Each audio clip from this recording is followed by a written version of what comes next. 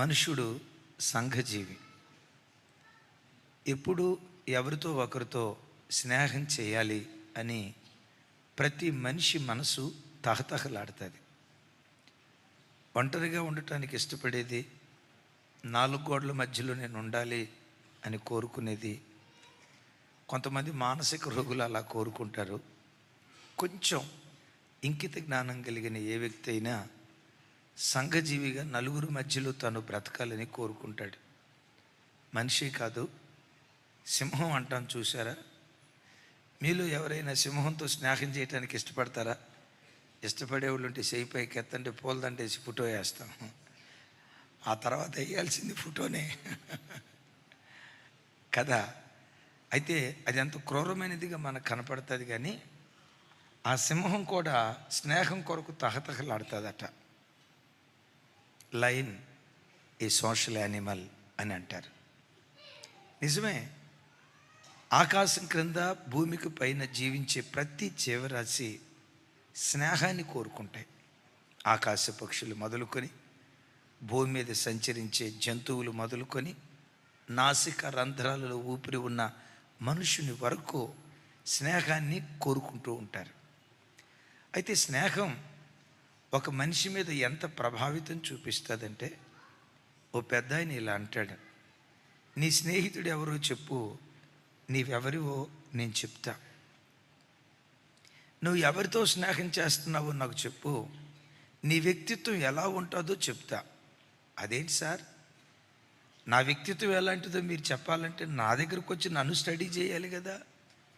నన్ను స్టడీ చేయకుండా నీ స్నేహితుడు ఎవరో చెప్పు అని అంటావేంటి అని అనటానికి వీల్లేదు.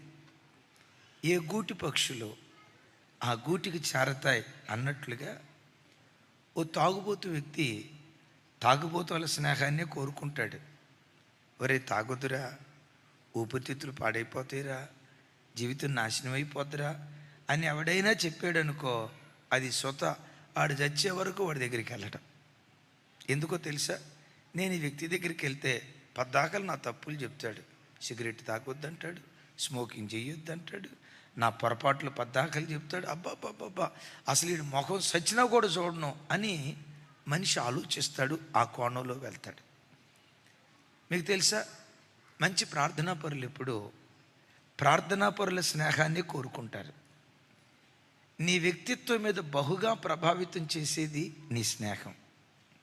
బైబిల్లో ఓ చెడ్డ స్నేహితుడిని కలిగిన ఒక వ్యక్తి వాస్తవంగా రాజు కావాలి. ఆ చెడ్డ స్నేహితుడు ఇచ్చిన ఆలోచనను బట్టి రాజు కాకపోగా అత్యంత దారుణంగా చంపబడ్డాడు, ఒక భయంకరమైన దుర్మార్గపు కార్యం చేసి. ఎవరై ఆ వ్యక్తి అని ఆలోచిస్తే మహారాజు అయిన దావీదు యొక్క జ్యేష్ఠ కుమారుడు. ఏం పేరు? అమ్నోను. దావీదు యొక్క జ్యేష్ఠ కుమారుడు. ఇశ్రాయేలీల హిస్టరీ మనం చూస్తే, ధర్మశాస్త్ర ప్రతులను మనం గమనిస్తే, తండ్రి రాజు అయితే ఆ రాజు తర్వాత రాజరికం వెరీ నెక్స్ట్ ఎవరికి వచ్చేది అంటే పెద్ద కుమారుడికే వచ్చేది. తండ్రి యాజకుడు, ఆ యాజకత్వపు బాధ్యతలు వెరీ నెక్స్ట్ ఎవరికి ఇచ్చేవాళ్ళు? పెద్ద కుమారుడికే ఇచ్చేవాళ్ళు.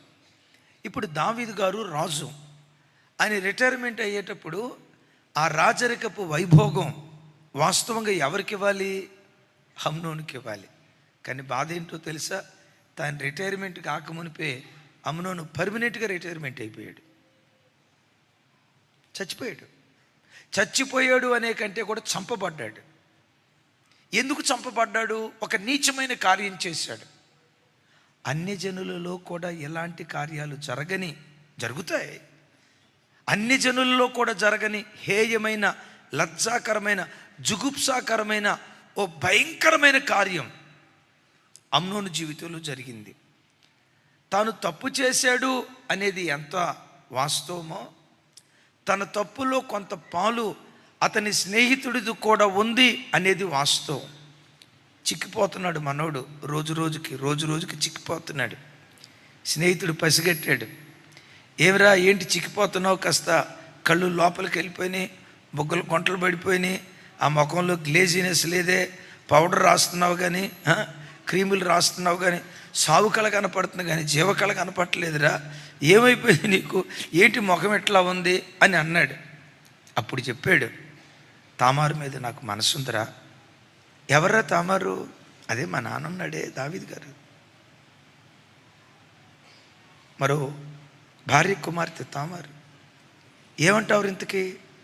తామారు మీద నాకు మనసు వచ్చింది, నేను ఎలా అని ఒక దుర్మార్గపు మాట చెప్పాడు. స్నేహితుడు ఏం చేయాలి? స్నేహితుడు హితుడు అంటే మంచిని కోరేవాడు. స్నేహితుడు ఏం చేయాలి?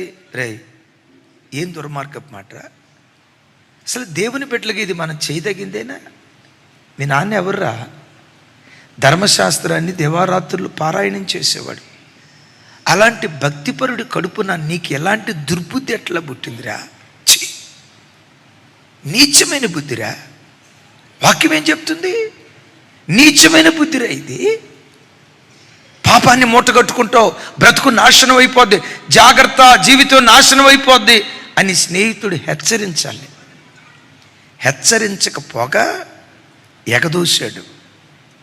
ఒక తంత్రగొండితో కొన్న కుయుక్తినిచ్చి, ఇదిగో ఇట్లా ఇట్లా ఇట్లా మీ నాన్నతో చెప్పు, నీకు ఆరోగ్యం బాగలేదని మంచమేన పండుకో, ఏమినైనా ఇట్లా ఉన్నావంటాడు, అడుగు మీ నాన్నని, చెల్లిని తామారిని నా ఇంట్లోకి వచ్చి రొట్టె చేయమన్నానా, కొంచెం చెల్లి చేతితో రొట్టె తింటాను, కొంచెం ఆరోగ్యం కుదురు పడిద్ది అని చెప్పు, నీ అనారోగ్య స్థితి చూసి తామారును పంపిస్తాడు అప్ అని చెప్పాడు.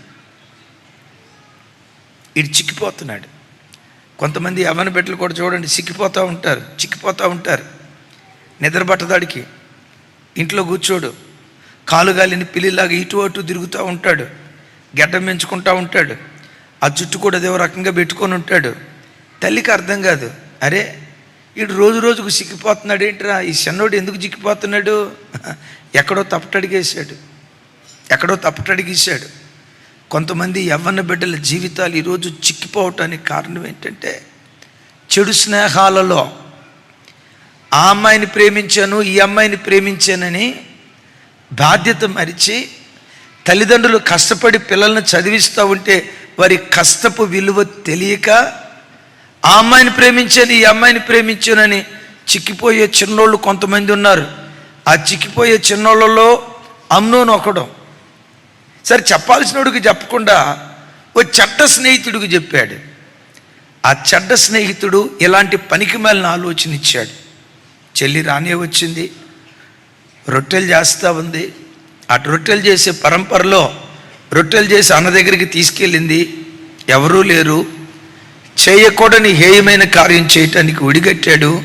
పాపం ఆ చెల్లి అంటది, అన్నా నేను నీకు చెల్లెల్ని, అన్నా నేను నీకు చెల్లెల్ని.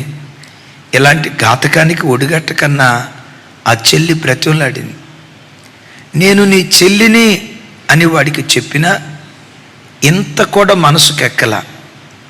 తమ్ముళ్ళు చెల్లెలు, ఒక తండ్రిగా చెప్తున్నా, నీ కళ్ళకు పాపపు పొరలు కప్పుకుంటే, కాముకత్వపు పొరలు కప్పుకుంటే, వ్యభిచారపు పొరలు నిన్ను కప్పుకుంటే, దురాశలతో కూడుకున్న పొరలు నిన్ను కప్పుకుంటే, అది చెల్లా తెల్లా ఇంకిత జ్ఞానం నీకుండదు. నా భార్య పరాయి వాడి భార్య ఇంకిత జ్ఞానం నీకుండదు. నేను చేసే తప్ప ఒప్ప ఇంత కూడా ఇంకిత జ్ఞానం ఉండదు. ఇంకిత జ్ఞానం ఉండకపోగా నీ మనసేమనిపిస్తో తెలుసా? నేను చేసేది రైటే, నేను వెళ్ళే త్రోవ రైటే, నేను చేస్తున్న మార్గం రైటే. ఈరోజు ప్రపంచ దేశాల్లో లజ్జాకరమైన కార్యక్రమాలు జరుగుతున్నాయి. దైవ సన్నిధిలో నిలవబడి చెప్పుకోవటానికి కూడా ఎందుకురా దైవజనులు ఎలాంటి మాటలు చెప్తారు ఫుల్ ఫీట్ మీద అని అనుకునేటట్లుగా లజ్జాకరమైన హేయమైన కార్యక్రమాలు గమనించండి, అన్ని జనుల్లో జరుగుతున్నాయి. నిజ దేవుని నమ్ముకున్న, పవిత్రమైన దేవుని నమ్ముకున్న క్రైస్తవుల కుటుంబాల్లో కూడా ఇవి జరుగుతున్నాయి. అది కృష్ణా జిల్లా మీ ఊరుకు దగ్గరే. ఖమ్మం కృష్ణా జిల్లా బార్డర్. ఆ ప్రాంతంలో 55 సంవత్సరాల వయసు కలిగిన ఆయన చనిపోయాడు. ఎట్లా చనిపోయాడంటే, ఏమోనయ్యా రాత్రి కడుపు నిండా భోజనం చేశాడు, నిద్రపోయాడు, ఏదో ఛాతి నొప్పి అన్నాడు, మేము లేచేసరికి చనిపోయాడు, ఏమైపోయిందో అర్థం కాలేదు అని అన్నారు. సరే, సమాధి కార్యక్రమాలకు అన్ని కార్యక్రమాలు ఏర్పాటు చేస్తూ ఉన్నారు. సాయంత్రం లోపు సమాధి చేస్తారు. సహజంగా పల్లెటూరులో మరుసటి రోజు చేయడానికి ఇష్టపడరు. ఈ సమాధి కార్యక్రమాలకు సన్నాహాలు జరుగుతూ ఉన్నాయి. ఈ లోపు చనిపోయిన ఆయన తమ్ముడు వచ్చి, మా అన్నకి ఎప్పుడు హార్ట్ స్ట్రోక్ రాలేదే, గుండె నొప్పి రాలేదే, అలాగని దీర్ఘదేహి ఏం కాదే, స్థూలకాయుడు ఏం కాదే, సన్నగా ఉండేవాడే, మా అన్నకు గుండె నొప్పి రావటం ఏంటి, మా అన్న మరణం మీద నాకు డౌట్ ఉంది. నోరుమోయవయ్యా, హార్ట్ స్ట్రోక్ లావుగా ఉన్న వాళ్ళకే వస్తుందా, సన్నగా ఉన్న వాళ్ళకి కూడా నోరుమోయ్ అని. లేదు లేదు లేదు లేదు లేదు లేదు దీని వెనక ఏదో అఘాయిత్యం జరిగినట్లుగా నాకు అనిపిస్తుంది. కేసు పెట్టారు. పోలీసు వాళ్ళు రానే వచ్చారు. పోస్ట్ మాస్టర్కి తీసుకెళ్లారు. రిపోర్ట్ వచ్చింది, హార్ట్ స్ట్రోక్ వచ్చి చచ్చిపోలా, ఊపిరాడక చచ్చిపోయాడు. ఊపిరాడకంటే తన ఊపిరితిత్తులు పాడైపోయి కాదు, ఊపిరాడకుండా చేసి ఎవరో చంపారు. అరే, 55 సంవత్సరాల వయసు కలిగిన ఆయన్ని ఎవరో చంపారా? ఎందుకు? ఏమైపోయింది? హార్ట్ స్ట్రోక్ అని భార్య కుమార్తె చెప్పింది కదా. మరి వీళ్ళు అబద్ధం ఎందుకు ఆడారు? పోలీసు వారికి మొట్టమొదటి అనుమానం వాళ్ళ మీదే పడింది. వాళ్ళ ఫోన్ కాల్స్ ఇన్వెస్టిగేషన్ స్టార్ట్ చేశారు. దైవ సన్నిధిలో చెప్పకూడదు. పాపపు పొరలు ఎంత భయంకరమైనవో, చీకటి పొరలు ఎంత భయంకరమైనవో తెలియచేయడానికి ఈ మాట చెప్తున్నాను. మీలో ఎవరైనా యవన బిడ్డలారా, అలాగని అపవిత్రత యవన బిడ్డలకే కాదు, చచ్చే ముసలివాడి వరకు కాముకత్వం ప్రజలను ఏలుబడి చేస్తుంది. చనిపోయే ఆఖరి క్షణాల వరకు యవ్వన దురాశలని నిలుబడి చేస్తాయి. అందుకని దైవ సన్నిధిలో ఈ మాట చెప్తూ ఉన్నాను. ఏం జరిగింది? ఇన్వెస్టిగేషన్ చేస్తే విచిత్రం ఏంటో తెలుసా? తల్లి కూతురు ఇద్దరు కలిసి భర్తని, అదే తండ్రిని, తల్లి కూతురు ఇద్దరు కలిసి చంపేశారట. భార్య చంపిందా? భార్య కట్టుకున్న భార్య భర్తను చంపిందా? ఎస్. సరే, భార్య చంపింది సార్, కడుపును పుట్టిన కూతురికి ఏమైంది? కన్న గర్భం కదా, 25 సంవత్సరాలు పెంచిన తండ్రి కదా, రెక్కల ముక్కలు చేసుకొని ఆ కూతురు ప్రతి అవసరత తీర్చిన తండ్రి కదా. ఆ తండ్రిని చంపడానికి కూతురికి ఎట్లా చేతులు వచ్చాయి?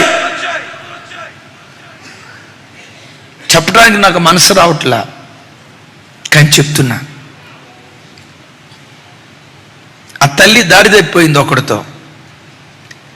కొన్ని సంవత్సరాల పాటు తప్పుడు త్రోవలకు వెళ్తా ఉంటే భర్తకు తెలిసింది, దండించాడు. ఎంత దుర్మార్గమో తెలుసా? ఆ దుర్మార్గుడు అన్నాడట, నేను నీతో కలిసి ఉండాలంటే నీ కుమార్తెను అని వాడేదో దుర్మార్గపు మాట అన్నాడట. ఈ దరిద్రపు తల్లి పాపం ఎంత భయంకరమైనదో చెప్పడానికి మాట చెప్తున్నాను.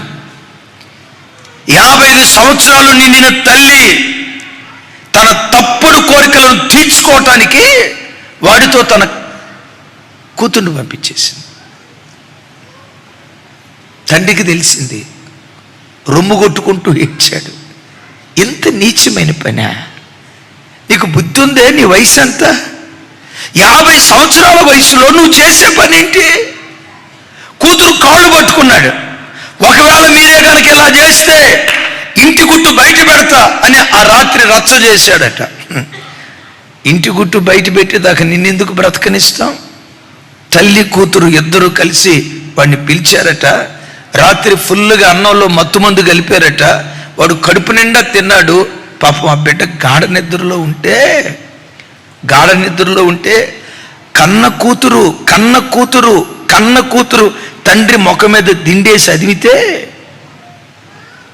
కట్టుకున్న భార్య కాళ్ళు పట్టుకుంటే వాడు ఛాతి మీద కూర్చొని గొంతు నిలువుతో చంపేశారట. కన్న కూతురు, కడుపున పుట్టిన కూతురు కన్న తండ్రిని చంపింది సార్.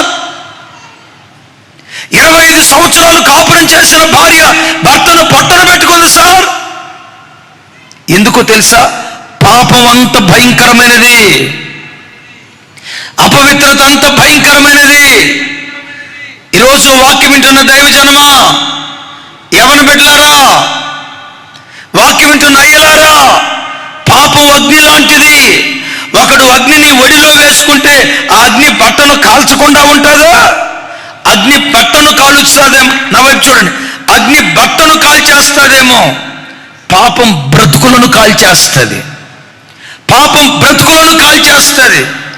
మీలో ఎవరైనా అలాంటి పాపపు ఛాయలకు వెళ్ళాలనే మనస్సు, లేదా ఆల్రెడీ ఆ పాపపు ఛాయల్లో ఎవరైనా పడినట్లుగా జ్ఞాపకం ఉంటే, తమ్ముడు, నిన్ను ప్రేమించి నిన్ను ప్రేమించి నిన్ను ప్రేమించి నిన్ను ప్రేమించి ప్రభు ముఖాముఖిగా నీతో మాట్లాడుతూ ఉండగా ప్రతి విధమైన పాపపు ఊపిలో నుంచి దేవుని కృపను బట్టి బయటకు వచ్చుదువుగాక.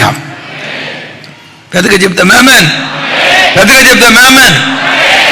ఇలాంటి చెడ్డ స్నేహితుడు మీ ఎదుట నిలవబడిన నేనున్నా, నేనేదో గొప్ప భక్తి పరుణ్ణని చెప్పడానికి కాదు.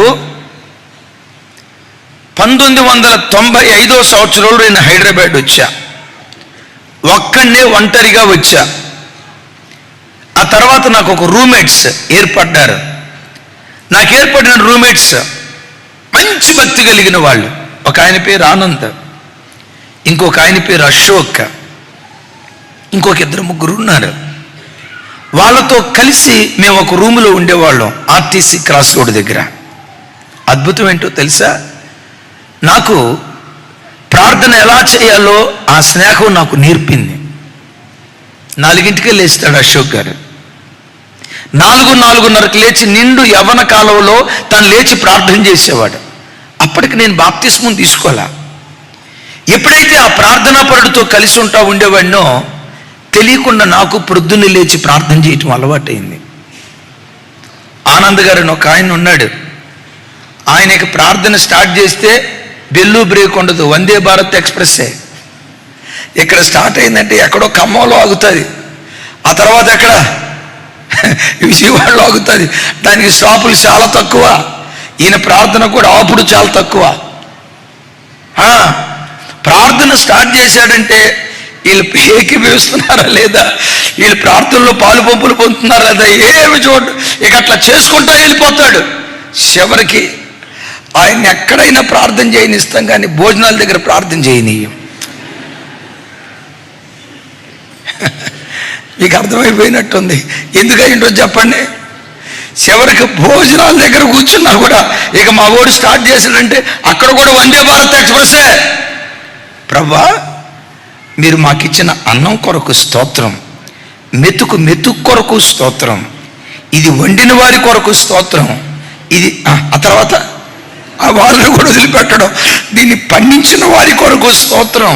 నాయనా, మాకు ఏ కిరాణా షాపు వాళ్ళు అమ్మారో వాళ్ళను మీరు మార్చుదురుగాక.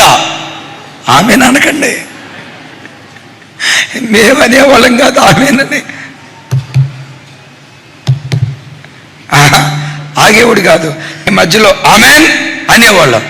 ఆమెనంటే ఆయన ఏమనుకున్నాడు తెలుసా? నా ప్రార్థనకు ప్రోత్సాహం వచ్చినట్టుందని ఇంకా స్పీడ్ పెంచేవాడు.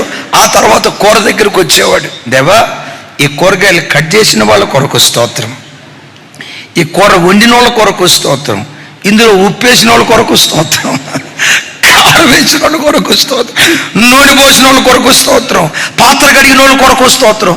ఈ కూరగాయలు పండించిన రైతున్నాడే, అయ్యా ఎంత కష్టపడుతున్నాడో, ఆయన ఆశీర్వదించాయని.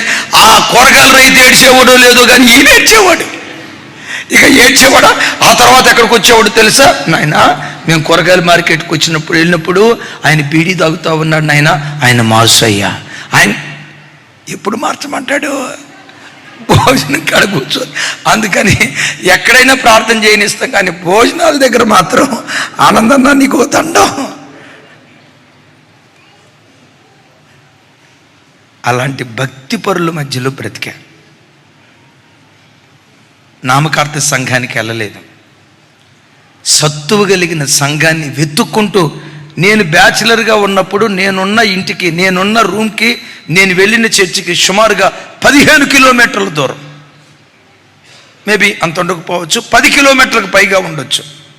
10 కిలోమీటర్ల దూరం. చాలామంది అనేవాళ్ళు, ఏమయ్యా ఈ ప్రాంతంలో చర్చిలు లేవా, ఏమంత దూరం ఎందుకు వెళ్తావు?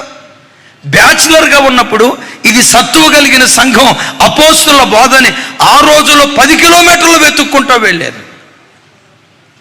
జ్ఞానుల సహవాసం చేసేవాడు జ్ఞాని అవుతాడు అని బైబిల్లో రాయబడినట్లుగా, జ్ఞానుల సహవాసం చేయవాడు జ్ఞాని అవుతాడు అని రాయబడినట్లుగా, ఆ భక్తిపరులతో సహవాసం చేయటాన్ని బట్టి దేవుడు నన్ను భక్తిపరుడుగా మార్చాడు. తమ్ముళ్ళు నా వైపు చూడండి. నువ్వు మందిరంలో నుంచి వెళ్ళిపోయిన తర్వాత ఎవరితో స్నేహం చేస్తున్నావు? ఒకసారి నా వైపు చూడు. ఎవరు నీ స్నేహితులు? పోసుకోలు మాటలు మాట్లాడేవాళ్ళ, వంకర మాటలు మాట్లాడేవాళ్ళ? అసలు ఎవరితో కూర్చోవడానికి నువ్వు ఇష్టపడుతున్నావు? ఎవరి మధ్యలో నువ్వు కూర్చుంటున్నావు? ఒక్కసారి ఆలోచించు. నీ స్నేహం చెడ్డవారిని కోరుకుంటుంది అంటే నీ క్యారెక్టర్ కూడా ఆలోచించాలి. చెడ్డవాళ్ళ చెలిమి కొరకు నీ హృదయం తహతహలాడుతుందంటే నీ భక్తి జీవితం ఒక ప్రశ్నార్థకం అన్న సంగతి గ్రహించు. ఎందుకన్నా చెడ్డవాళ్ళతో మనం స్నేహం చేయకూడదు? పౌలు గారు అంటారు కదా, మోసపోకుడి, దుష్ట సాంగత్యము మంచి నడవడిని చెరిపేస్తుంది. నువ్వు మంచోడివే, నువ్వు మంచిదానివే, దేవుడంటే నీకు పిచ్చి ప్రేమ, దేవుని కొరకు బ్రతకాలనే మనసు నీకుంది, కానీ నువ్వు ఎవరితో స్నేహం చేస్తున్నావో వాడు భక్తిహీనుడైతే ఆ భక్తిహీనపు ప్రభావం నీ మీద పనిచేస్తుంది. జాగ్రత్త. అందుకనే యవన తమ్ముళ్ళు, చెల్లెళ్ళు, అక్కలు, అన్నలు భక్తిహీనులతో స్నేహం చేయకండి. రెండవది, ఈ కాలంలో మనుషులు తోటి మనుషులతో స్నేహం చేయటం కంటే, వ్యక్తులతో స్నేహం కంటే ఒక వస్తువుతో ప్రత్యేకంగా స్నేహం చేస్తున్నారు. ఇది విడదీయలేని, అనండి ఒకసారి,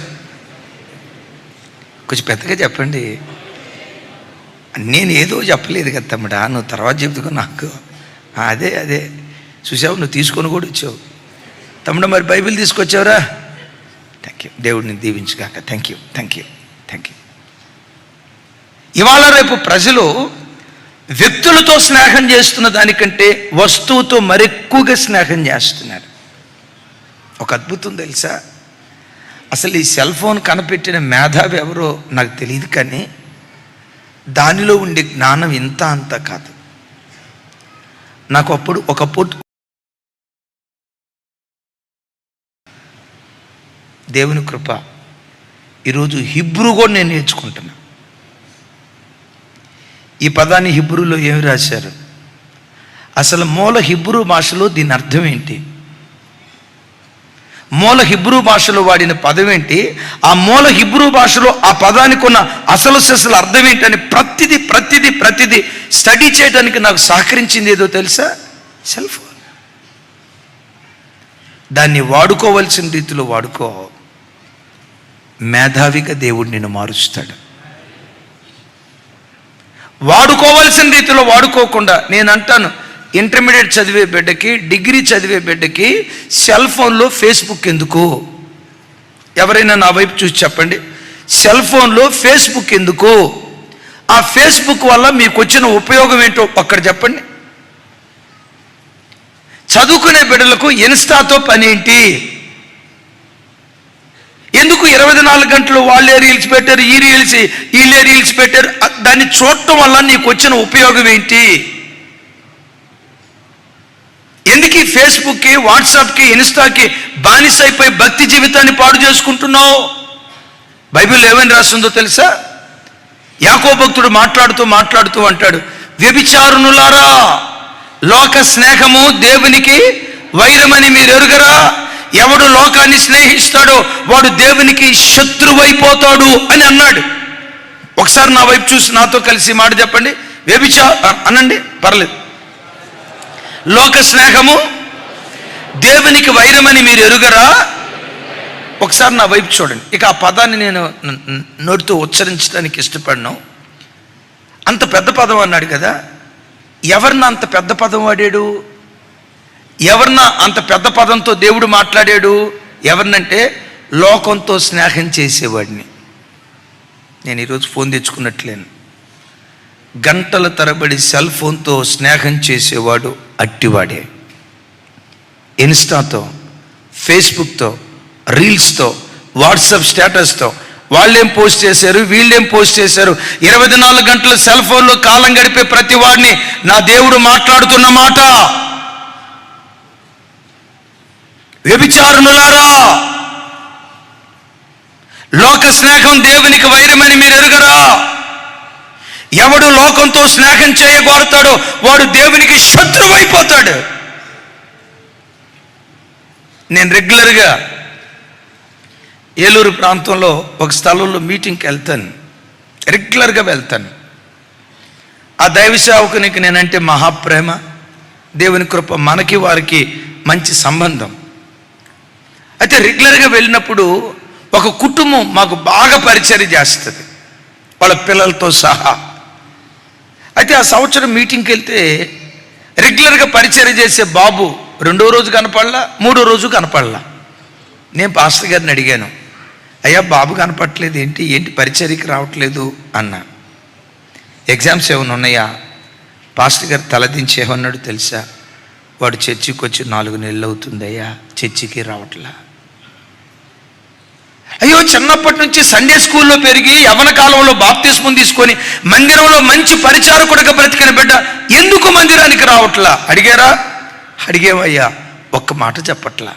వాళ్ళ అమ్మోళ్ళని పిలిచాను, అమ్మ బాబు మందిరానికి రావట్లేదా? 4 నెలలు అవుతుందయ్యా. ఎందుకు రావట్లేదమ్మా? ఎన్ని అడిగినా చెప్పడయ్యా.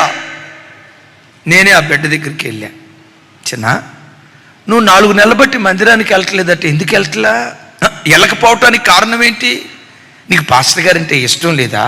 అయ్యో అంత మాట అనొద్దన్నా, మా అన్న అంటే నాకు చాలా ఇష్టం అన్నా. సరే నువ్వు వెళ్ళే సంఘం అంటే ఇష్టం లేదా? వేరే సంఘానికి వెళ్ళు. అయ్య బాబోయ్, ఈ ప్రాంతంలో మా సంఘం లాంటి మంచి సంఘాలు చాలా తక్కువ కదన్నా, మా సంఘం అంటే నాకు చాలా ఇష్టం. సంఘంలో సంఘ పెద్దలు ఎవరేమైనా అన్నారా? అయ్యో అందరికీ నేనంటే ఇష్టం. చివరికి ఒక పెద్ద మాట అడిగా. ఏమడిగాను తెలుసా? దేవుడంటే నీకు ఇష్టం లేదా అన్న. యేసయ్య అంటే నీకు ఇష్టం లేదా? ఈ సోషల్ మీడియాలో వాళ్ళు వీళ్ళు చెప్పే కొన్ని మాటలు, కొన్ని నెగిటివ్ మాటలు, లేనిపోని మాటలు కల్పించి చెప్పినవి విని దానివల్ల నీ విశ్వాసం ఏమైనా పాడైందా? యేసయ్య అంటే నీకు విశ్వాసం లేదా అన్నాను. యేసయ్య అంటే నీకు ప్రేమ లేదా అన్నాను. ఆ మాట అంటంతో వల ఏడుస్తా, యేసయ్య నేను ఇష్టపడకపోవటం ఏంటన్నా, యేసయ్య నన్ను ప్రేమించకపోవటం ఏంటన్నా, యేసయ్య నా గుండెల నిండా ఉన్నాడు. మరి యేసయ్య నీ గుండెల నిండా ఉంటే ఎందుకు నువ్వు మందిరానికి వెళ్ళవు తమ్ముడు? ఏమైంది నీకు? యేసు ప్రభుని ఏమైనా ద్వేషిస్తున్నావా? అయ్యయ్యో అంత మాట అనొద్దన్నా, యేసయ్య అంటే నాకు ఇష్టం. మరి ఎందుకు వెళ్ళలేకపోతున్నావు? యేసయ్య అంటే ఇష్టమే కానీ యేసయ్య కోరుకున్నట్లుగా నేను బ్రతకలేకపోతున్నానన్నా, అది నా బాధ. యేసయ్య కోరుకున్నట్లుగా నువ్వు బ్రతకపోవటం ఏంటి తమ్ముడు? చిన్నప్పటి నుండి సండే స్కూల్లో పెరిగిన వాడివి, చర్చిలో యవనస్తులందరికీ నువ్వు ఒక ఐకాన్, నువ్వు రోల్ మోడల్. యవన వయసులో బాప్తిస్మం తీసుకున్నావు, ఇంజనీరింగ్ 3rd ఇయర్ వరకు యూత్ రీట్లలో నువ్వు చాలా కీ రోల్ పార్టిసిపేట్ చేసేవాడు కదా, ఏమైపోయింది నీకు? ఏడుస్తా ఏం చెప్పాడో తెలుసా? 3rd ఇయర్ చదివేటప్పుడు స్నేహితులతో కలిసి కంబైన్ స్టడీకి వెళ్ళిన కొన్ని పరిస్థితులను బట్టి ఒక చెడ్డ స్నేహితుడు సెల్ ఫోన్ నా దగ్గరికి తీసుకొచ్చి రే ఈ ఫొటోస్ చూడరా అన్నాడు. అవేంటో నేను గ్రహించా. నేను చూడను, మేము మందిరానికి వెళ్ళేవాళ్ళం, ఇలాంటి పనికి మళ్ళీ నేను చూడను అని అన్నా. 2-3 రోజులు శోధించాడు. చూడకూడదు అని అనుకున్నా కానీ యవనొస్తుంది కదన్నా, చూస్తే బాగుండు కదా అన్న ఆలోచన కూడా మనసులో బయలుదేరింది. పదే ఒక్క 3-4 రోజులు టెంప్ట్ చేశాడన్నా. ఒకరోజు న్యూడ్ ఫోటో నాకు చూపించాడు. బలహీన పడిపోయా, తరచుగా చూడటం ప్రారంభించా. నా దగ్గర ఫోన్ ఉంది, ఇంట్లో అమ్మ నాన్న చెల్లి ఎవరూ లేనప్పుడు చూడటం ప్రారంభించా. ఇక తిరిగి ఫొటోస్ చూసే కదా, వీడియో చూస్తే ఏమైపోయింది, వీడియోలోకి దిగా. ఇక దిగిన తర్వాత పరిస్థితి ఏంటో తెలుసా? చెల్లా తల్లా అది అనవసరం, అపవిత్రమైన తప్పుడు ఆలోచనలు వస్తున్నాయన్న. మరి మందిరానికి ఎందుకు రావట్లేదు తమ్ముడు? ఎప్పుడైనా మందిరానికి వచ్చి మందిరంలో కూర్చుంటే అక్కడ పాటలు పాడే కోయరు అక్కోళ్ళను చూసినా, మందిరానికి వచ్చే తల్లులను చూసినా, తండ్రులను చూసి, మందిరానికి వచ్చే తల్లును చూసినా, చెల్లిని చూసినా ఒక అపవిత్రమైన ఆలోచన, మానసిక వ్యభిచారికుడిగా నేను మారిపోయా అన్నా. మందిరానికి వచ్చి పాపం మూటగట్టుకునే కంటే దేవదూతల్లాగా తెల్లబట్టలు వేసుకున్న తల్లులను, దేవదూతల్లాగా తెల్లబట్టలు వేసుకున్న చెల్లెండ్రను అపవిత్రమైన చూపు చూసి పాపాన్ని మూటగట్టుకున్న దానికంటే అసలు మందిరానికి రాకుండా ఉంటే బాగుంటుంది కదా. యేసై అంటే ఇష్టం లేక కాదన్నా నేను మందిరాన్ని మానేసింది. యేసై అంటే ఇష్టం లేక కాదన్నా, యేసయ్య కోరుకున్నట్లుగా బ్రతకటం కష్టమై నా హృదయం అపవిత్రతతో నిండుకోవటాన్ని బట్టి లోకపు స్నేహం అనే సెల్ ఫోన్ 20 సంవత్సరాలు కట్టుకున్న నా భక్తి జీవితాన్ని ఒకేసారి కుప్పలాగా కూల్చేసింది. రాలేకపోతున్నానన్నా. ఓ చిన్న ఫోటో నా భక్తి జీవితాన్ని కూల్చేసిందన్న. తమ్ముడు, చెల్లి, నా వైపు చూడు. ఈ విశ్వాస జీవితాన్ని, భక్తి జీవితాన్ని కాపాడుకోవాలంటే ప్రతి క్షణం అప్రమత్తంగా ఉండాలి. అందుకనే పౌలు గారు అంటారు కదా, నిలవబడిన వాడు తాను పడిపోకుండా జాగ్రత్తగా చూసుకోవాలి. 20 సంవత్సరాల అనుభవం అండి నాకు, నన్ను ఎవడు పడగొట్టలేడండి, నా ఆత్మీయతకు తిరుగులేదండి అని అనుకోవటానికి వీలు లేదు. క్రైస్తవ జీవితం కత్తి మీద నడక.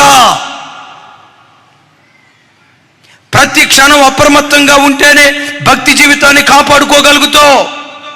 ఆరోగ్యాన్ని కాపాడుకోవటం తేలికే, ఉద్యోగాన్ని కాపాడుకోవటం తేలికే, వ్యాపారాన్ని కాపాడుకోవటం తేలికే, ఇంటిని కాపాడుకోవటం, ఆస్తిపాస్తులు ఇవన్నీ కాపాడుకోవటం తేలికే. బట్ భక్తి జీవితాన్ని కాపాడుకోవటానికి ఒకనాటి ప్రయాసం కాదు, సంవత్సరం ప్రయాసం కాదు, 10 సంవత్సరాల ప్రయాసం కాదు, జీవితకాల ప్రయాసం అవసరం. అలా చేయగలిగితేనే భక్తి జీవితాన్ని కాపాడుకోగలుగుతాం. లోకపు మనుషులతో స్నేహం చేయకు, సెల్ ఫోన్తో స్నేహం చేయకు. వీటన్నిటికి మించి నీ నిజ స్నేహితుడు, నీ ఆరాధ్య దైవం ప్రభు అయిన యేసుక్రీస్తు వారితో స్నేహం చేయటం ప్రారంభించు. అబ్రాహాము దేవుని స్నేహితుడు, మోషే దేవుని స్నేహితుడు. వింటున్నారా? క్రొత్త నిబంధనలో పేద లాజరు దేవుని స్నేహితునిగా పిలువబడినవాడు. లాజరు, బేతనియా లాజరు దేవుని స్నేహితునిగా పిలువబడినవాడు. ఒకసారి మీరు చూడండి, ఒక మనిషి దేవుని స్నేహితుడు ఒక మనిషి దేవుని స్నేహితుడు కావాలంటే మనం ఏం కలిగి ఉండాలి? 2 లక్షణాలు చెప్తాను. ఒక మనిషి దేవునికి స్నేహితుడు కాగలడా? నిశ్చయంగా కాగలడు. ఎందుకు? అబ్రహాము ఏమని పిలువబడ్డాడు? చెప్పాలి, నా స్నేహితుడైన అబ్రహాము అని అన్నాడు కదా. లాజరును కూడా మన స్నేహితుడైన లాజరు నిద్రించుచున్నాడు అని అన్నాడు కదా. లాజరు యేసయ్యకి ఎవరు అంటే మట్టి మనిషి మహోన్నతుడైన దేవునితో స్నేహం చేయగలడు. ఆమేన్. అయితే ఎవరు దేవునితో స్నేహం చేయగలరు? ఎవరు దేవునికి స్నేహితులు కాగలరు? 2 దివ్యమైన లక్షణాలు చెప్తాను, చూడండి ఆ మాట. సామెతల గ్రంథం 22వ అధ్యాయం 11వ వచనం. 22:11.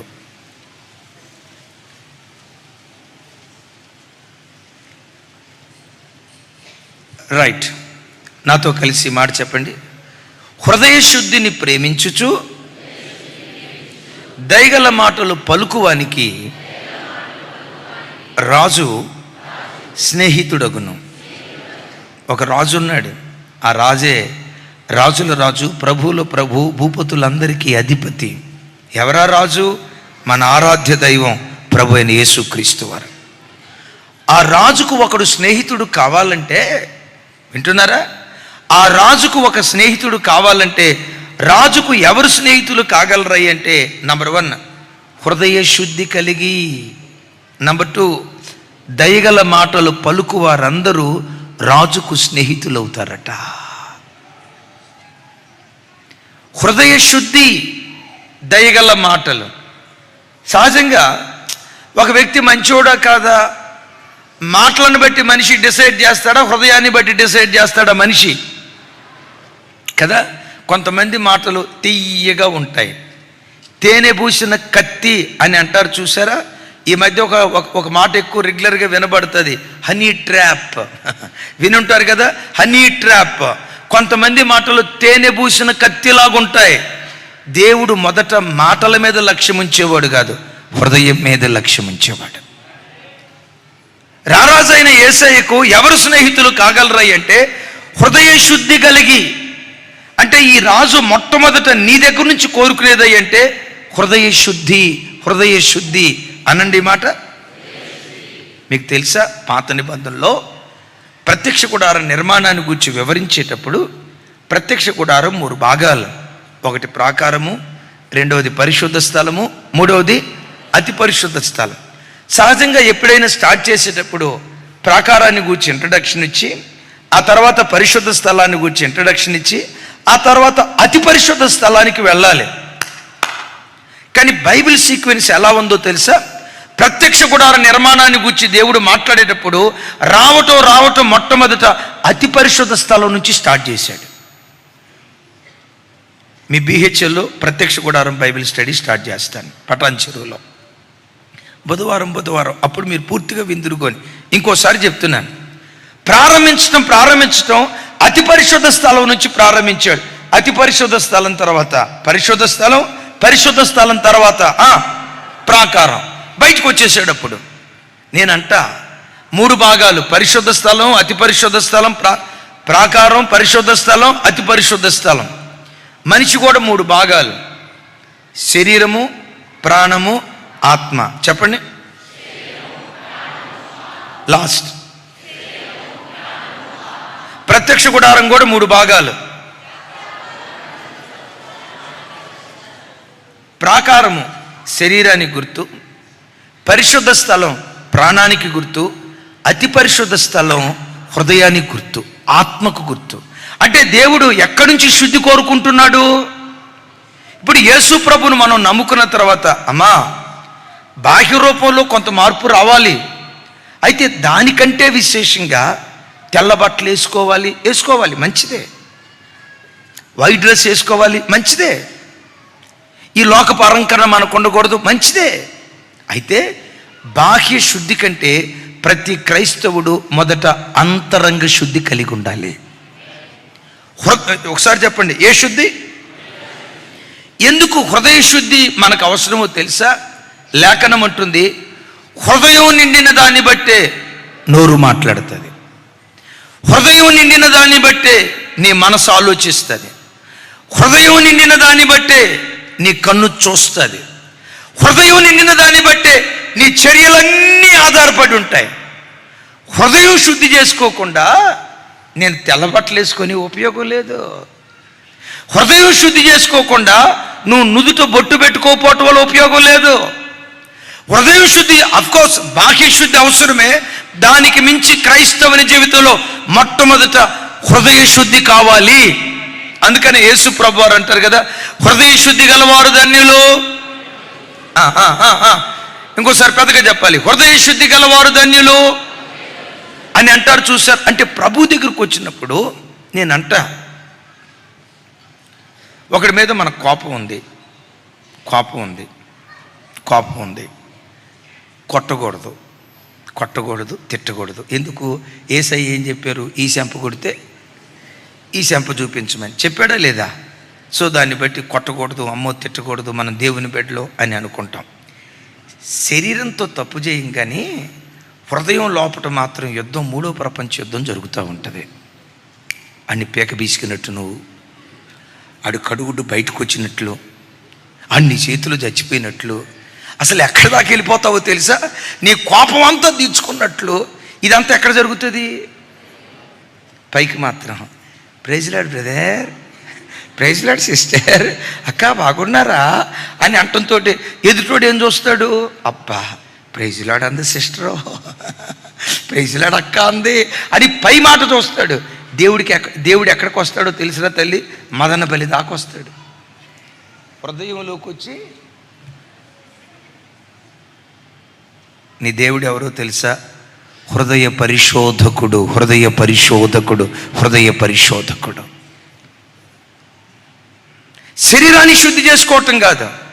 దేవా, నా హృదయంలో తప్పుడు ఆలోచన లేకుండా, నా హృదయంలో కక్ష లేకుండా, నా హృదయంలో మోహం లేకుండా, నా హృదయంలో ద్వేషం లేకుండా, నా హృదయంలో పగ లేకుండా నా హృదయాన్ని శుద్ధి చేయని ప్రభువు నమ్ముకున్న ప్రతి బిడ్డ మొట్టమొదట హృదయాన్ని శుద్ధి చేసుకోవాలి.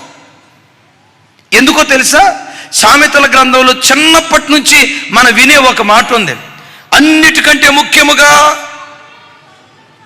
కొంచెం గట్టిగా చెప్పాలి, సరే తెలీదా? నేనే చెప్తాను చూడండి. అన్నిటికంటే ముఖ్యముగా నీ హృదయమును భద్రముగా కాపాడుకొనుము, ఏలయనగా నీ హృదయములో నుండి జీవధారలు బయలుదేరుతాయి అంటాడు. చూడండి ఒకసారి ఆ మాట. కొంతమంది బైబిల్ అది ఎక్కడుంది అన్నట్టు చూస్తున్నారు. ఇక తప్పదు. సామెతల గ్రంథం ఎక్కడుందో నన్ను అడగొద్దు, అది బైబిల్లో ఉంది.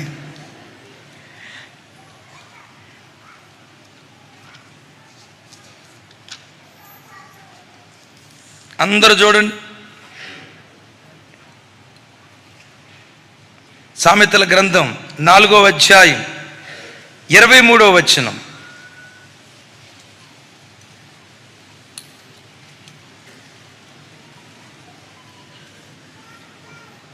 నాతో కలిసి, నీ హృదయములో నుండి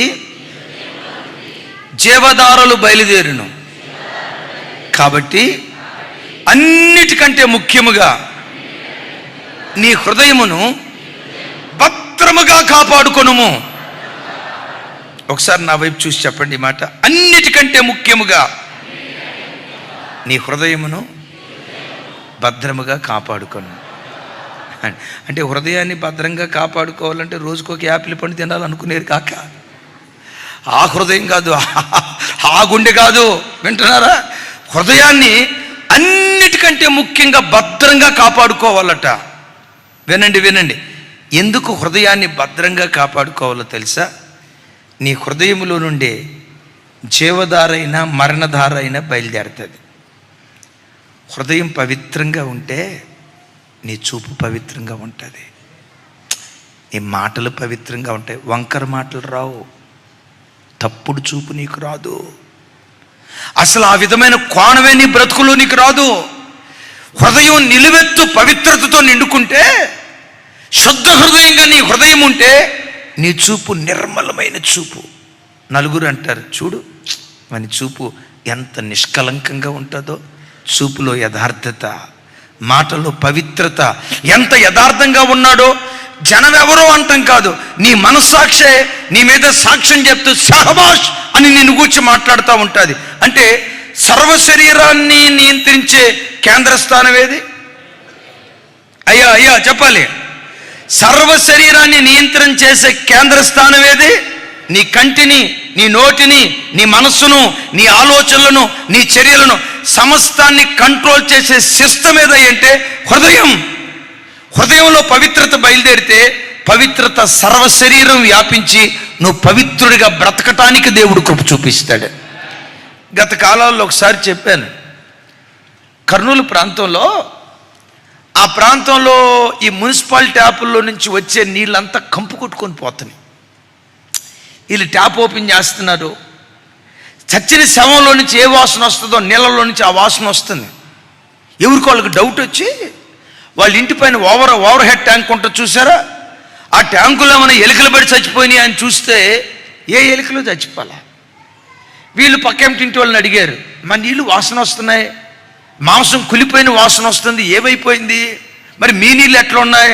అయ్యయ్యో మా నీళ్ళు కూడా అట్లాగే ఉన్నాయి. వీళ్ళిద్దరు కలిసి ఇంకొక ఇంటికి వెళ్ళారు, వాళ్ళు అదే అన్నారు. కాలనీ అంతా వార్త వైరల్ అయిపోయింది. చివరికి వీళ్ళందరూ కలిసి మున్సిపల్ డిపార్ట్మెంట్కి వెళ్ళారు. బాబు, ట్యాప్ ఓపెన్ చేస్తే చాలు, చచ్చిన శవంలో నుంచి ఎలాంటి కుళ్ళు వాసన వస్తుందో నీళ్ళలో నుంచి ఆ వాసన వస్తుంది. మా ట్యాంకులో ప్రాబ్లం ఏముందో చూసాం, ఏదీ లేదు. అలాగని మా ఒక్కళ్ళ ఇంట్లో కాదు, మొత్తం కాలనీ, ఈ ప్రాంతం అంతా ఇదే వాసన వస్తుంది. ఏం జరిగిందో ఒకసారి చూడండి. వెంటనే డిపార్ట్మెంట్ వీళ్ళు ఆలోచించి కర్నూలు పట్టణానికి వాటర్ సరఫరా చేసే పెద్ద ఓవర్ హెడ్ ట్యాంక్ ఉంది, ఆ ట్యాంక్ శుభ్రం చేశారో లేదో చూద్దామని డిపార్ట్మెంట్ పైకి వెళ్ళారు. విచిత్రం, అసలు మూతే లేదట. మూత ఎప్పుడూ పడిపోయిందట. అయ్యో మూత లేదే, మూత లేని ప్రతి పాత్ర అపవిత్రమని బైబిల్లో రాసి ఉంది కదా, అయ్యో మూత లేదే అని కొంచెం భయపడుతూనే ఆ ఓవర్ హెడ్ ట్యాంకులోకి వచ్చి తొంగి చూశారు. గుండెలు బ్రద్దలు చేసే సంగతి ఏంటో తెలుసా? 12 కోతులు నెల రోజుల క్రితం చచ్చిపోయి వాటి శరీరాలు కుళ్ళిపోయి ఆ చీకిపోయిన మాంసంలో నుంచి నీళ్లు గారి ఎముకలు మిగిలిపోయినాయట.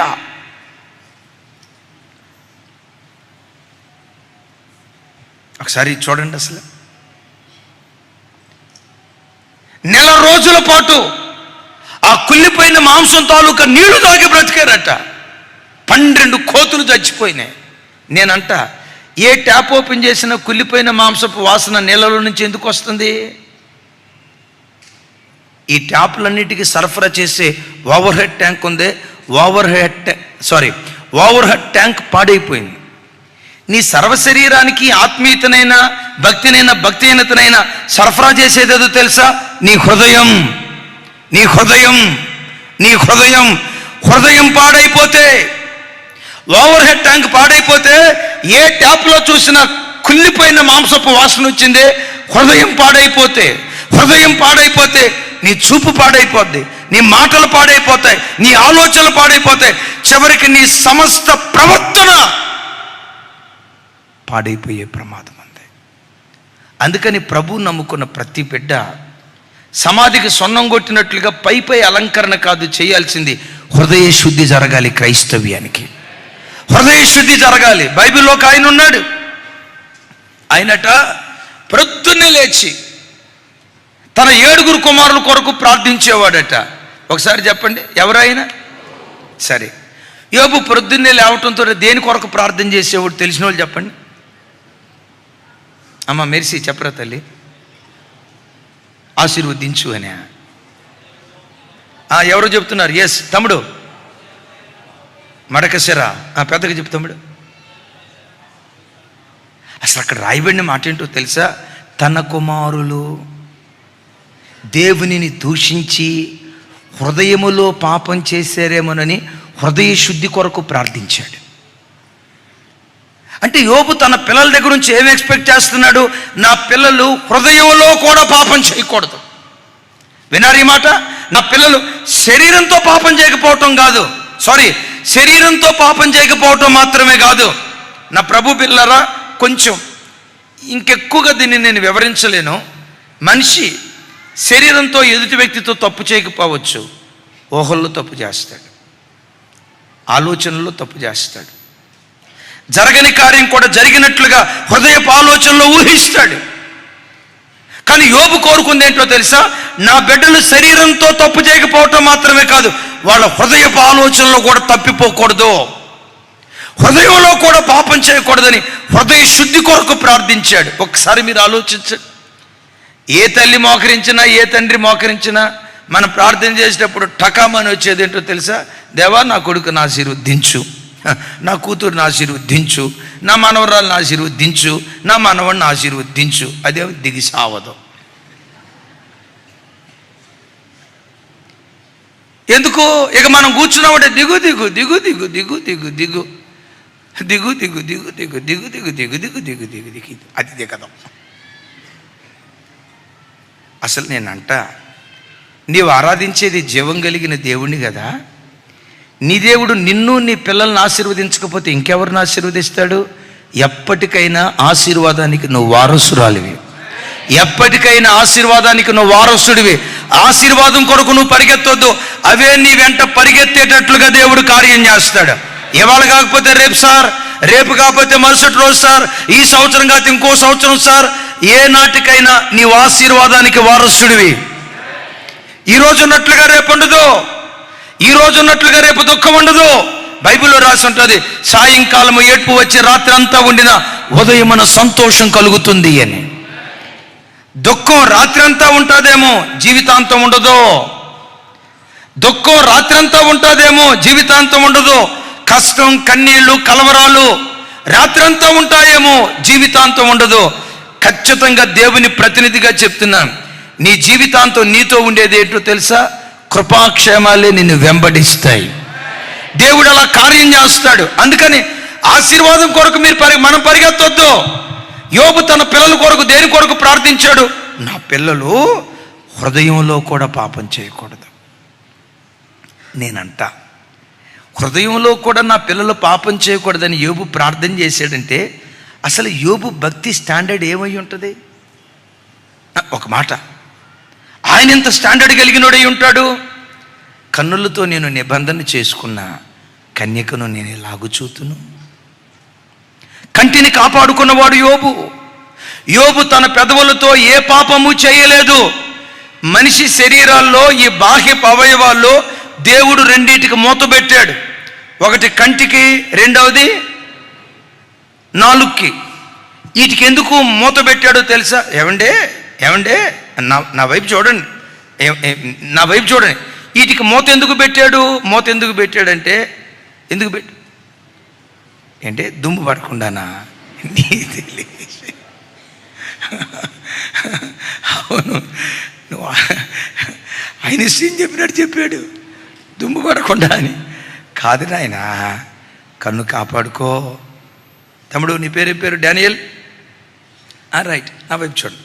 కన్ను కాపాడుకో. కంటిని కాపాడుకోమని హెచ్చరించడానికి కంటికి తలుపు పెట్టాడు. తలుపులంటే ఏమనుకున్నారు? ఈ రెప్పలే. మీకు కావాలంటే చిన్నప్పుడు ఒక పద్యం పాడేవాళ్ళం, కిటకిట తలుపులు, కిటారి తలుపులు ఎప్పుడు తెరిసినా. ఎప్పుడు గుర్తుందా? ఏ తలుపులు ఎప్పుడు తెరిసినా ఎప్పుడు మూసినా. మన తలుపులు తెరిచి మూస్తే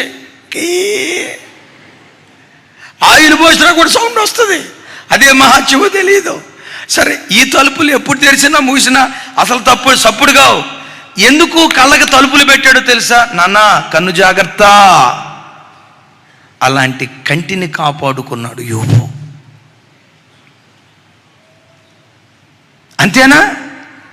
నాలుకతో పాపం చేయలేదట. నాలుగు దగ్గరికి వచ్చేసరికి అద్భుతం తెలుసా? నాలుగుకోసరికి 4 తలుపులు పెట్టాడు దేవుడు. ఎందుకు 4 పెట్టాడో తెలుసా? అది ఎంత మంచిదో ఆయనకి తెలుసు గనక. అక్క 4 తలుపులు. ఈ 2 ఆ 2 తర్వాత ఉన్నాయండి 32. అవి మామూలు కాదు. అసలు బాడీలో ఉన్న అవయవాలన్నిటికంటే స్ట్రాంగెస్ట్ ఎముకే కదా. ఏమండి, ఎముక ఎలాంటిదంటే ఎముకలను కూడా పిప్పు చేయగలదు. నా మాట అర్థమైంది కదా? అలాంటి బలమైన దంతాలను 4 చుట్టూతో ఎందుకు పెట్టాడు తెలుసా? నాయన 4 కాపాడుకోమా అని 4 తలుపులు పెట్టాడు. యోబున్నాడే తన పెదవులతో ఏ పాపం చేయాల. నేనంట ఈ భక్తి స్టాండర్డ్ ఉన్నవాడే తన పిల్లల దగ్గర నుంచి భక్తి స్టాండర్డ్ కోరుకుంటాడు. నేనంట దారి తప్పిపోయిన తండ్రి పిల్లల దారి తప్పిపోతే నిమ్మక నీరెత్తినట్టు కూర్చుంటాడు. తాగుబోతు తండ్రి పిల్లలు తాగుబోతుళ్ళు అయితే నిమ్మక నీరెత్తినట్టు కూర్చుంటాడు. అక్రమ సంబంధాల్లో బ్రతికే తండ్రి పిల్లలు అక్రమంగా బ్రతుకుతున్నారని తెలిస్తే నిమ్మకు నీరెత్తినట్టు కూర్చుంటాడు. అదే భక్తి కలిగిన తండ్రి అయితే గుండెల్లో నుండి రోషం పుట్టుకొస్తుంది. అయ్యో నా పిల్లలు అపవిత్రులైపోయారా, అయ్యో నా పిల్లలు దారి తప్పిపోయారా, అయ్యో నా దేవునికి దూరం అయిపోయారని రొమ్ము కొట్టుకుంటూ ఆ తండ్రి ఏడుస్తాడు. ఏ తండ్రి ఏడుస్తాడు? భక్తి కలిగిన తండ్రి మాత్రమే ఏడవగలుగుతాడు. లాక్డౌన్ దినాల్లో చెప్పా, ఓ తల్లి ఏడ్చుకుంటా వచ్చింది. అయ్యా, వాడికి 15వ సంవత్సరం నుంచి సిగరెట్ అలవాటు, గుట్కా అలవాటు స్టార్ట్ అయిందయ్యా. 18వ సంవత్సరం నుంచి మందు అలవాటు స్టార్ట్ అయిందయ్యా. 20వ సంవత్సరం నుంచి వాడు బండి మీద ఎవరినో ఎక్కించుకొని తిరుగుతున్నాడయ్యా. నా కొడుకు మారేటట్టుగా ప్రార్థన చేయండి అయ్యా, నీకు దండం పెడతా, సంఘబిడ్డలకు చెప్పండి, గొలుసు ప్రార్థనలు జరుగుతున్నాయి అన్నారు కదా, నా కొడుకు కోసం ప్రార్థన చేయండి అయ్యా అంది. నేను అన్నా, అమ్మ వాళ్ళ నాన్న ఉన్నాడా అన్నా. అయ్యో అంత పెద్ద మాట అంటున్నారు ఏంటండి, లేకపోవటం ఏంటండి, మరి మీ ఆయనకి చెప్పారా అన్న. చెప్పకపోవటం ఏంటండి, చెప్పాను అంది. మరి చెప్తే మీ ఆయన రియాక్షన్ ఏంటమ్మా అన్నాను. 15వ సంవత్సరంలో వాడు స్మోకింగ్ గంజాయికి అలవాటు పడ్డాడన్న వార్త తెలిస్తే మా ఆయనకి చెప్పా, అయ్యా వాడు జేబులు శుభ్రం చేసేటప్పుడు సిగరెట్ సూర వాడి జేబులో నాకు కనపడింది అయ్యా, వాడి జేబులో పొట్లాలు కూడా కనపడ్డాయ్యా, కొంచెం కనిపెట్టి చూడయ్యి అంటే మా ఆయనని ఎగాదిగా చూసి, హైదరాబాదులో ఇది కామన్ అన్నాడంట. భార్య చూసి, అసలు ఆయనకి అన్న తండ్రివి నువ్వేనా అనల నోటితో, అసలు కన్న తండ్రివి నువ్వేనా అన్నట్టు చూసిందంట. ఏం చెప్పాలో అర్థం కాల. 2 సంవత్సరాల తర్వాత వాడు మందు తాగి ఫుల్గా ఇంటికి వస్తున్నాడంట. అమ్మ వాడు మందు తాగుతున్నాడు, మరి వాళ్ళ నాన్నకి చెప్పలేదా? చెప్పానయ్యా, చెప్పకపోవటం వాడు మందు తాగుతున్నాడు అని అంటే అప్పుడు అన్నాడంట రైట్, పెద్దలు ఏమి సామెత చెప్పారు తెలిసే, ఎందుకు వాడు అమ్మాయిని బండి మీద ఎక్కించుకొని తిరుగుతున్నాడు, మందు తాగుతున్నాడు, ఎందుకు ఇదేదో జరగకూడని అఘాయిత్యం జరిగినట్టుగా ఎందుకు చెప్తావు? ఏమనుకో, పెద్దలు ఏమన్నారు, ఆడది తిరిగి చెడిపోద్దంట, మగోడు తిరక్క చెడిపోతాడంట. ఆడు బాగుపడాలంటే ఇప్పుడు తిరగాలే, మగోడు తిరగ చెడిపోతాడని పెద్దలు చెప్పారు, ఆడు బాగుపడాలంటే ఇప్పుడు చెడిపోవాలన్నాడంట. నేనన్నా, అసలు తండ్రి నోట ఆ మాట ఎట్లా వచ్చిందమ్మా, అసలు ఆ మాట ఎట్లా అనగలిగాడమ్మా అన్న. ఆమె ఏడుస్తా ఏముందో తెలుసా, అయ్యా పేరుకు భర్తే కానీ నేను అసలు భార్యను కానీ మా సారకు 3, ఆడు సిగ్గిడిసినోడు, ఆ తర్వాత స్టార్ట్ చేసింది, ఆడు సిగ్గిడిసినోడికి ఏం తెలుస్తుందండి, నీతి విలువ లేనోడికి ఏం తెలుస్తుందండి, పవిత్రంగా బ్రతికేవాడికే పవిత్రత విలువ తెలుస్తుంది, నీతిగా బ్రతికేవాడికే నీతి విలువ తెలుస్తుంది.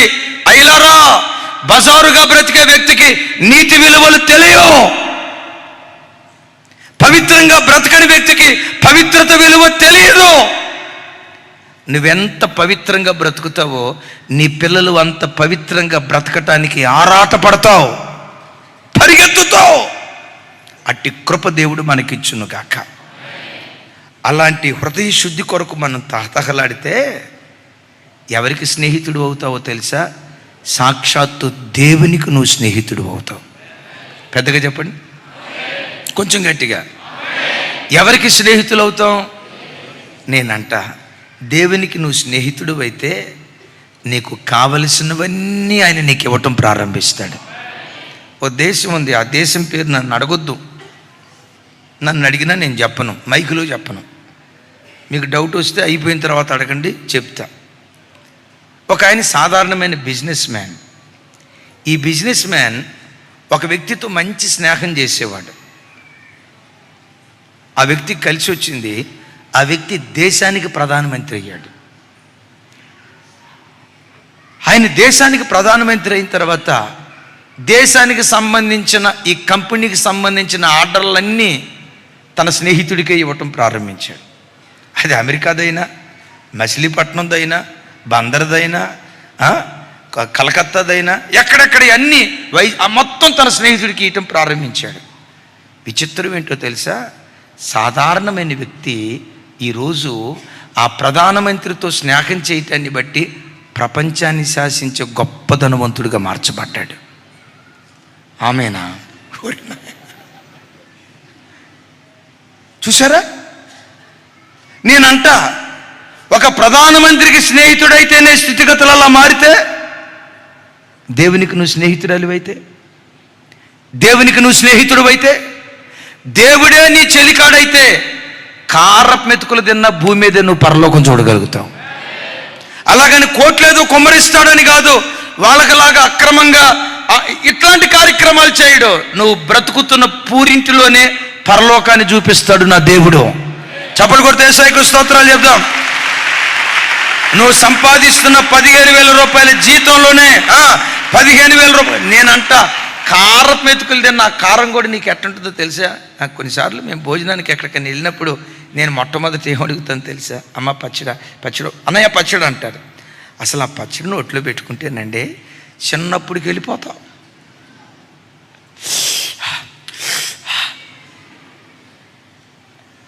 ఆ టేస్ట్ పోయింది ఇప్పుడు. ఎందుకంటే ఇట్లా నూరే బ్యాచ్ లేదుగా.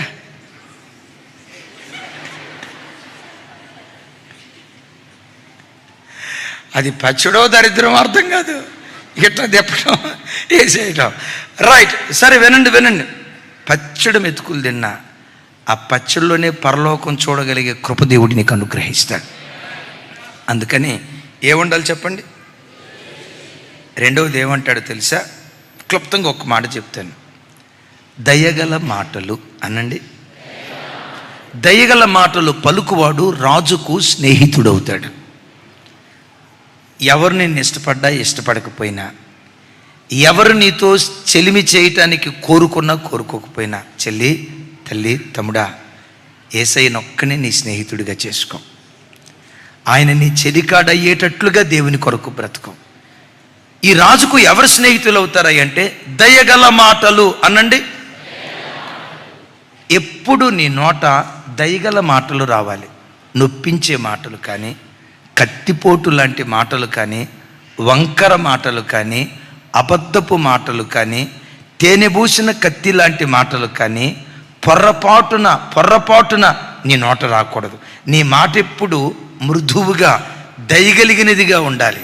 యేసుక్రీస్తు వారి గురించి బైబిల్లో ఏమని రాసిందో తెలుసా? ఆయన దయగల మాటలకు అనేకులు నోరు తెరవాలి. ఆయన దయగల మాటలకు అనేకులు అంటే అసలు నువ్వు మాట్లాడేటప్పుడే జనం ఎట్లా అనుకోవాలి తెలుసా? ఈ బ్రదర్ ఇంకొంచెం మాట్లాడితే బాగుండు, ఇంకా 4 మాటలు మాట్లాడితే బాగుండు. ఎంత మృదువుగా మాట్లాడుతున్నాడో, ఎంత సంస్కారవంతంగా మాట్లాడుతున్నాడో, ఎంత జాగ్రత్తగా మాట్లాడుతున్నాడో, ఎంత జ్ఞానంగా మాట్లాడుతున్నాడో. పెట్ట కొంచెం కోత గనం అన్నట్లుగా ఉండాలి. కానీ నేను చూసి ఎవరు ఈడుంది కానీ ఎవరం లేదురా అన్న మాట అనకూడదు. మన ఊర్లో అంటారు కదా, వీడికి ఈడుంది కానీ ఎవరం లేదురా అని అంటారే. ఎప్పుడు నీ నోటు నుంచి బయలుదేరిన ప్రజలు ఏ ముత్యం బయలుదేరుతుందో అని ఎదురు చూసేటట్లుగా అలాంటి సంయోచితమైన మాటలు దేవుడు మన నోటు ఉంచునుగాక. యేసయ్య నోట ఏ మాటలు వచ్చాయో చెప్పండి ఒకసారి. ఆయన నోటు నుంచి వచ్చిన దయగల మాటలు ఎలా ఉన్నాయో ఒకసారి చూడండి. ఆవిడెవరో తప్పు చేసిందని, పట్టబడిందని రాళ్లతో కొట్టి తరుముతా వచ్చారు. యేసు ప్రభు ఎదుటుంది ఆ తల్లి. అటువైపు వాళ్ళు, ఇటువైపు ప్రభు, మధ్యలో ఆ తల్లి. వాళ్ళు ఏమన్నారు?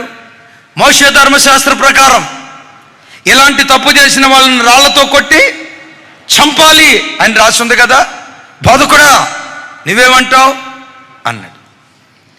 ప్రభు అక్కడ మాట్లాడిన దయగల మాట చూడండి, సింపుల్. నాన్న, మీలో పాపం చెయ్యని వారు ఎవరో మొదట ఆమె మీద రాయేస్తానన్నారు కదా, వేయండి, వద్దంట్లా. కానీ ఎవరేయాలి అంటే మీలో పాపము చేయని వాడు ఎవడో వాళ్ళు రాలేయండి అన్నాడు. ఒక మాట అడుగుతా, అందరూ రాళ్ళు విడిచిపెట్టి వెళ్ళిపోయారు కదా నిశ్శబ్దంగా, అంటే వాళ్ళందరూ ఏం చేసినట్లు? నేను ఒక మాట అంట, రాళ్ళు విసిరేసిన తర్వాతే, రాళ్ళు కింద పడేసిన తర్వాతే వీళ్ళు పాపం చేయలేదని ప్రభుకు తెలిసిందా? రాయేయక మునిపే ప్రభుకు తెలుసా? కొంచెం పెద్దగా ఆయన సమస్తము ఎరిగినవాడు కదా. ఏమండి, నోట నుంచి మాట రాకమునిపే ఆ మాట హృదయంలో ఉన్నప్పుడే ఎరిగినవాడు కదా, అంత అనంత జ్ఞాని కదా. వాళ్ళు గతంలో ఏం చేశారో అన్నీ ప్రభువుకు తెలుసు. ప్రభు స్థానంలో కనుక ఇంకొకళ్ళు కనుకుంటే వాళ్ళ వైపు చూసి, ఎరా రాయద్దామని వచ్చావా, నీ బతుకేదో చక్కగా ఉన్నట్టు, మన చెట్టు కింద ఏం చేసావురా నువ్వు, నాకు రే మన బ్రాందీ షాప్ దగ్గర నువ్వు కనపడలేదా? వాడు తాగుబోతున్నాయి. అలా ఈ తాగుబోతుడు కూడా మన రాయి తీసుకొని కొట్టడానికి వస్తున్నాడు అని ఈ చరిత్ర అంతా దైవి. తనకు పట్టని జగడం, సామెతలో ఒక మాట రాసింది, తనకు పట్టని జగడాన్నంట కొంతమంది మేదేసుకుంటారట. అలాంటి వాడు ఎవడై అంటే దారిని పోయే కుక్క చెవులు పిండేవాడట. అమ్మ వినరా, ఇప్పుడు చూడండి, పెద్దగా చెప్పండి, దేని చెవులు? దారిని పోయే కుక్క చెవులు పిండేవాడట. దారిని పోయే కుక్క చెవులు. ఇప్పుడు కుక్క చెవులు పిండుతా ఉంటే కుక్క ఏం చేస్తుంది? ఒక్కసారి దాని చెవులు పిండినందుకు నీ బొట్టు చుట్టూతా. ఎందుకు తమ్ముడు అయ్యాన్ని? ఊరోళ్ళందరూ గొడవ మీదేసుకుంటారు. కొంతమంది ఊరోళ్ళ గొడవ అంతా మీదేసుకొని దారిని పోయే కుక్క చెవులు పిండి ఈ దరిద్రాన్ని అంటగట్టుకుంటూ ఉంటారు. ప్రభు ఎంత జ్ఞానంగా దయగలిగిన మాట మాట్లాడాడో. అయ్యా రాలేస్తారా? వేయండి. బట్ మీలో పాపము చేయని వాడెవడో వాడు మొట్టమొదటి రాయేయండి అన్నాడు. రాయబడేసి వెళ్ళిపోయారు. సరే మిగిలిపోయింది ఆ తల్లి. ఆ తల్లిని ఏమన్నారో తెలుసా? అమ్మా బా అమ్మా, ఇక మీదట పాపం చేయకమ్మా. ఆ ఒక్క మాటకి ఆ బిడ్డ రాతి హృదయం బ్రద్దలైపోయి అపవిత్రురాలు పవిత్రురాలిగా మారిపోయింది. అనీతిమంతురాలు నీతిమంతురాలిగా మారిపోయింది. కొంతమంది నోరు సరిగ్గా ఉండదు సార్, నోరు సరిగ్గా ఉండదు, నోరు సరిగ్గా ఉండదు. ఆ నోటి తొందరపాటుతనం వల్ల ఏమనుకోదు. మీ తండ్రిగా చెప్తాను, నన్ను మీ నాన్నగా ఎంచుకోండి, బయటోడిగా ఎంచొద్దాం. కొంతమంది సిస్టర్స్కి నోరు లూజ్ ఉంటుంది, బెదర్స్కి ఏమో చెయ్యి లూజ్ ఉంటుంది. వీళ్ళకి చెయ్యి లూజ్ ఉంటుంది, వీళ్ళకి నోరు లూజ్ ఉంటుంది అని అనుకుంటున్నా నేను. అవునంటారా కాదంటారా? ఆగదు, మీరు ఆగండి అయ్యా, మీరు ఆగండి అమ్మా. ఇది కొంతవరకు నిజమే అన్న వాళ్ళు చేతులు ఎత్తండి. సరే ఎవరు ఎత్తలేదు కదా. మీరు చెప్పేది నేను అసలు ఏకీపించను, ఇది అబద్ధం అన్న వాళ్ళు చేతులు ఎత్తండి. ఒప్పుకోను. అయితే మీరు గోపీలు, గోడ మీద పిల్లులు, ఎటు పడితే అటు వాట ఉండి పోతే నేను ఎవరు పెద్ద ఆయన అన్నాడు, నాకు తెలియదు, నాకేం తెలుస్తాయి, మీలాంటి వాళ్ళు ఎవరో చెప్తే తెలుస్తాయి. అంటే కొంతమంది సిస్టర్స్కి నోరు లూజ్ ఉంటుందంట, వీళ్ళకేమో చెయ్యి లూజ్ ఉంటుందంట. ఇది నిజమేనా అబద్ధమా? దేనికో దానికి చెయ్యి ఎత్తాలా, చెయ్యి ఎత్తలేదంటే ఒక్కొక్కరికి ₹1,00,000 ఫైను. ఇప్పుడు అన్ని చేతులు ఎత్తుతారు చూడండి. ఎత్తనోళ్ళ దగ్గరికి తమ్ముడ కెమెరామెన్ వాళ్ళ ఎత్తనోళ్ళ వైపు చూపించి వాళ్ళ దగ్గరికి వెళ్ళి, అమ్మా మీరు మహబూబ్ నగర్లో ఉన్న ముక్కుబిండి వసూలు చేస్తా, ఎత్తలేదంటే మీరు ఎక్కడున్నా రైట్. అవునన్నా పెద్దోళ్ళు ఎందుకు అన్నారో కానీ అది కొంత నిజమేనన్నా. కొంచెం సిస్టర్స్కి కొంచెం నోరు టంగ్ స్లిప్ అవుతారు, వీళ్ళేమో చెయ్యి స్లిప్ అవుతారు. మరి పెద్దోళ్ళు పెద్దల మాట సద్దన్న మూట అన్నారు కదన్నా, ఆ మాటలో కొంత నిజం ఉందన్నా, నేను ఏకీభవిస్తున్నాను అన్నవాళ్ళు చేయొద్దని.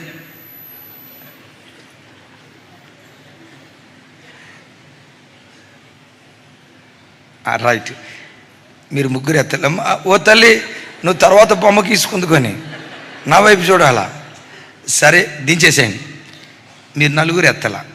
ఓకే అనయ్య, దీంతో ఏకీభవించాం. అసలు అది వాళ్ళు అన్నమాట తప్పు అన్నవాళ్ళు చేతులు ఎత్తండి.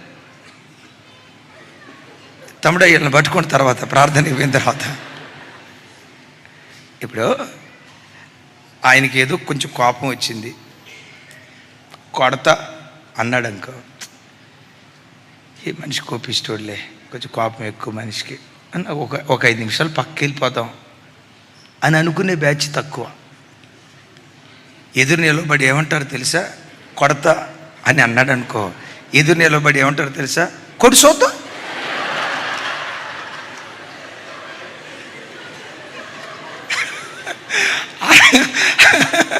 అని అనకపోతే నన్ను అడగండి, కొడు చూద్దాం. కొంతమంది రెచ్చగొట్టి ఏం చెబుతున్నావు? రెచ్చగొట్టి అదే రెచ్చగొట్టి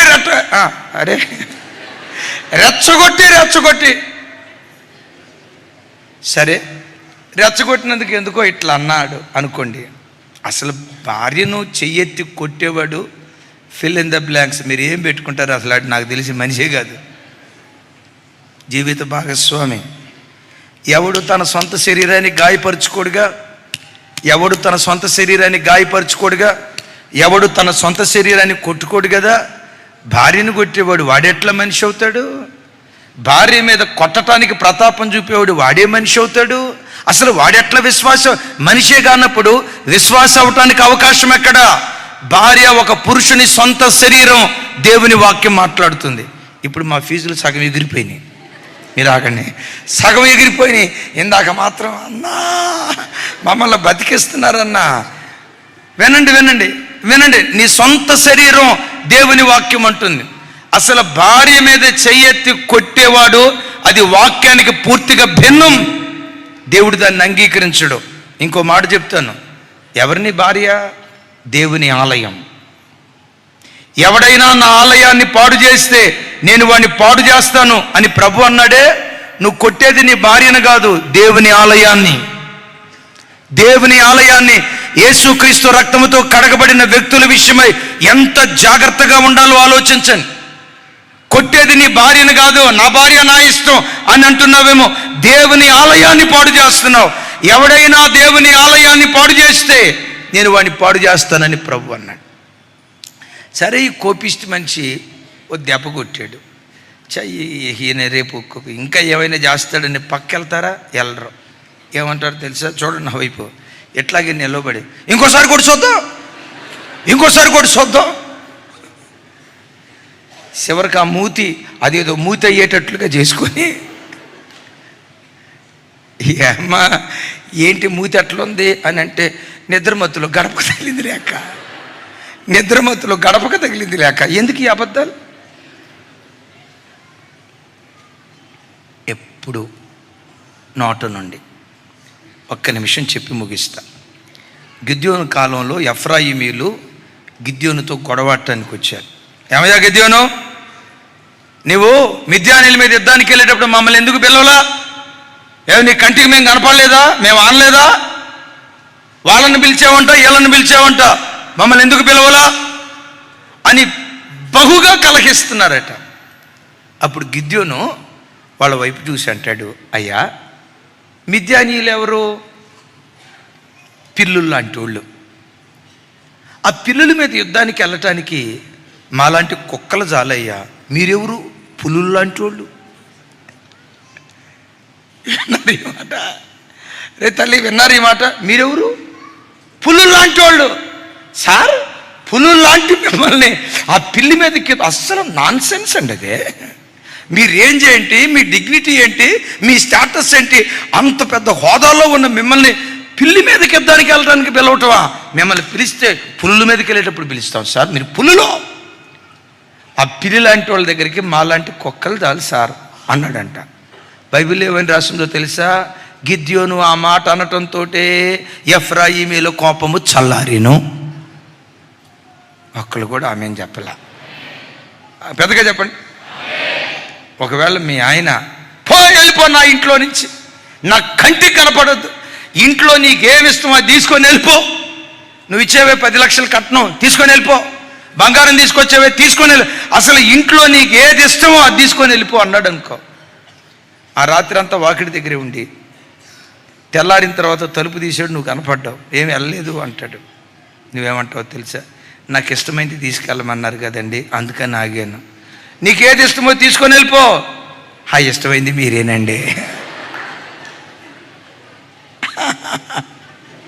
అక్క ఆ రేంజ్లో మాట్లాడు. అసలు అంటే పరలోకం ఎక్కడో లేదు సార్, భూమి మీదే పరలోకం ఉంటుంది. కత్తిపోటు మాటలు పలకకుండా దయగల మాటలు, దయగల మాటలు, దయగల మాటలు. మీరు ఆఫీసులో ఉద్యోగం చేసేటప్పుడు అధికారిని గౌరవంగా సంబోధించండి, గౌరవంగా మాట్లాడండి. కొంతమంది ఎట్లుంటారో తెలుసా? ఆ సార్ వచ్చేటప్పుడు sir sir sir sir sir sir ఇట్లా నక్క వినయం చూపిస్తారు, అట్లా దాటి వెళ్ళిపోయిన తర్వాత ఇదంతా ఒట్టిదే. అధికారి చూడకపోవచ్చు, నీ దేవుడు చూస్తాడు, నీ దేవుడు చూస్తాడు. ఎప్పుడు పెదవుల నుండి దయగల మాటలు తెచ్చుకొని హృదయశుద్ధితో బ్రతికితే వారు దేవునికి స్నేహితులు అవుతారు. దేవునికి స్నేహితుడు అయితే నీకు కావలసిన రొట్టె, శరీరానికి కావలసిన రొట్టె, ప్రాణానికి కావలసిన రొట్టె, నీ ఆత్మకు కావలసిన రొట్టె, ప్రతిదీ సర్వసమృద్ధిగా దేవుడు నీకు అనుగ్రహించడం ప్రారంభిస్తాడు. ఒక తీర్మానం చేసుకో, చెడ్డోళ్ళతో స్నేహం చేయనయ్యా, సెల్ ఫోన్తో స్నేహం చేయనయ్యా, ప్రతి క్షణం నీతో స్నేహం చేయటానికి ఇష్టపడతాను. తీర్మానం చేసుకుందాం. అట్టి కృప దేవుడు మనందరికీ దయచేయును గాక.